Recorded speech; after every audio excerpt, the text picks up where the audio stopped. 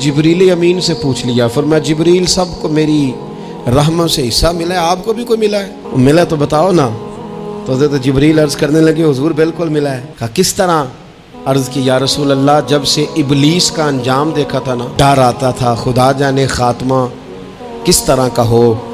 लेकिन जब आप आए, कुरान आया और कुरान में हज़रत जिब्रील का जिक्र आया तो फरमाते हैं मैं समझ गया, अब अल्लाह ने करम कर दिया है, अब तय कर दिया है कि जिब्रील अमीन अलैहिस्सलाम के जो एजाज़ात हैं वो हमेशा एजाज़ ही रहेंगे।